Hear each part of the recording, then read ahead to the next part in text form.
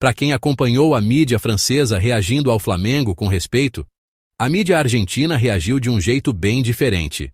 Depois da conquista da Copa Challenger e da vaga na final da Copa Intercontinental, os jornais da Argentina não ficaram em cima do muro. Falaram, analisaram, compararam e, claro, colocaram o Flamengo no centro do debate sul-americano. Teve elogio, teve provocação, teve comparação com clubes argentinos e até aquele tom irônico clássico que só eles sabem fazer. E quando a Argentina começa a falar do futebol brasileiro, é porque o impacto foi grande. Então fica até o final do vídeo, porque eu vou te mostrar em detalhes como a mídia argentina reagiu ao Flamengo hoje. O que eles disseram sobre o time de Felipe Luiz, sobre a temporada histórica e sobre esse confronto que vem aí contra o PSG. Para contextualizar rapidinho, o Flamengo venceu o Pyramids do Egito, conquistou a Copa Challenger e confirmou mais uma temporada simplesmente histórica. Já são 6 títulos em 2025, uma vaga garantida na final da Copa Intercontinental e a chance real de enfrentar o Paris Saint-Germain valendo um título mundial.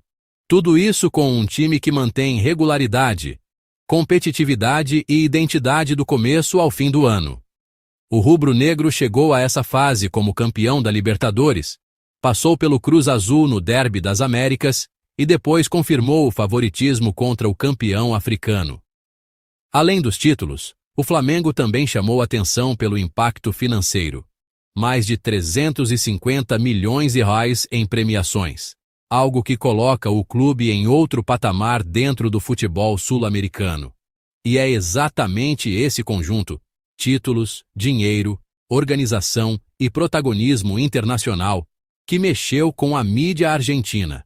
Porque quando um clube brasileiro começa a empilhar taças, bater recordes e ainda se projetar para enfrentar o campeão europeu, o debate muda de tom. Na Argentina, o Flamengo deixou de ser apenas mais um campeão da Libertadores e passou a ser tratado como referência continental, gerando comparações diretas com River, Boca e até com seleções sul-americanas em termos de estrutura e mentalidade competitiva. E agora, depois desse contexto, vamos ao ponto principal. O que os jornais argentinos realmente disseram sobre o Flamengo, com elogios, críticas, ironias e aquela rivalidade que nunca fica de fora. O tradicional olé foi direto, mas incomodado com o cenário que se desenha. O Flamengo já não é apenas um gigante brasileiro, virou um problema continental. Enquanto muitos clubes sul-americanos lutam para sobreviver financeiramente, o rubro-negro acumula títulos, dinheiro e agora volta a se colocar diante da elite europeia. A conquista da Copa Challenger não é um detalhe, é mais um degrau em um projeto que parece não ter freio. O jornal destacou que o Flamengo joga competições internacionais com naturalidade, algo que, segundo eles, poucos clubes sul-americanos conseguem fazer hoje. O mais preocupante para os rivais não é só vencer, é como vence. O Flamengo não precisou de heroísmo nem de milagres. Foi superior, controlou o jogo e confirmou a lógica. Isso é sinal de um clube que se acostumou a ganhar. O Clarín fez uma análise mais estrutural e usou o Flamengo como espelho para o futebol argentino.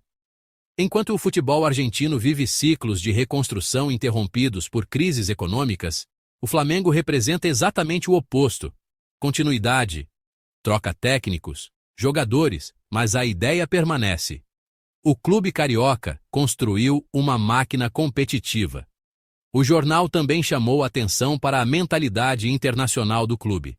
Para o Flamengo, chegar a uma final internacional não é exceção, é parte do calendário. Isso muda completamente a forma como o time entra em campo. Não há nervosismo, não há urgência desordenada, há controle. Taiki Sports. A Taiki adotou um tom mais provocativo, típico da rivalidade argentina-brasileira.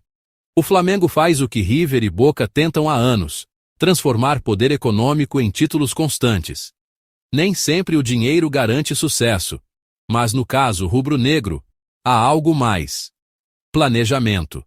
Eles destacaram Felipe Luiz como símbolo dessa nova fase.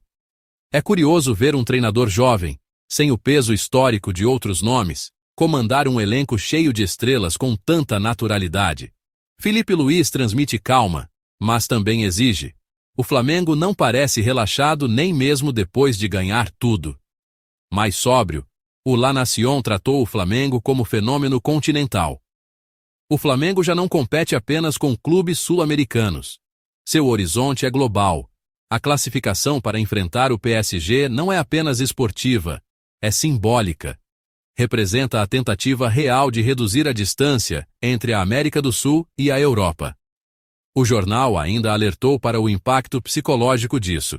Quando um clube sul-americano começa a se enxergar como igual, e não inferior, aos europeus, algo muda. O Flamengo joga sem pedir licença. A análise da ESPN foi mais equilibrada, mas igualmente contundente. O Flamengo vive um momento que muitos clubes sonham. Títulos, caixa cheio e elenco profundo. Não depende de um único jogador, nem de um único esquema.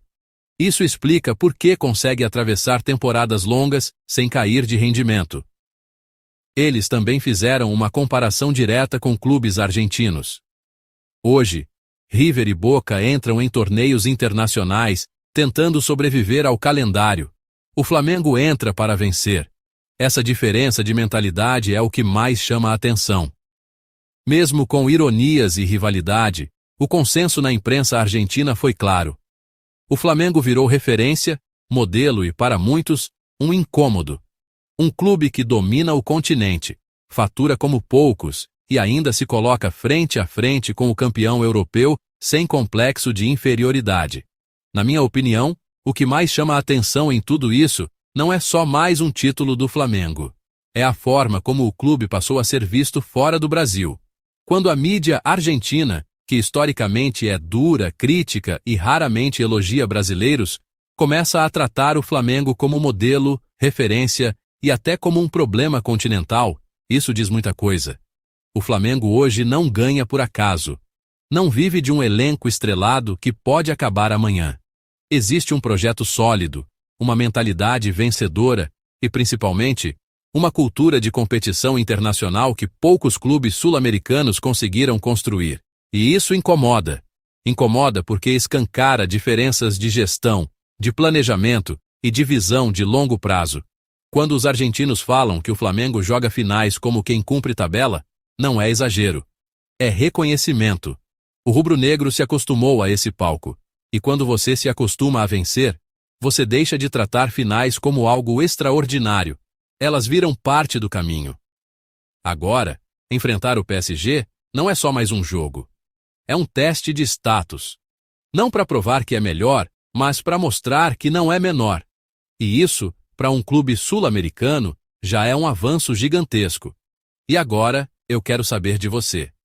Você acha que o Flamengo hoje é o clube sul-americano mais preparado para enfrentar a Europa de igual para igual? Ou ainda existe uma distância grande demais? Deixa tua opinião nos comentários que eu quero ler tudo. Se curtiu o vídeo, deixa o like, se inscreve no canal e ativa o sininho, porque a cobertura dessa final contra o PSG vai ser pesada aqui. Valeu demais por assistir. Tamo junto. E isso aqui ainda não acabou.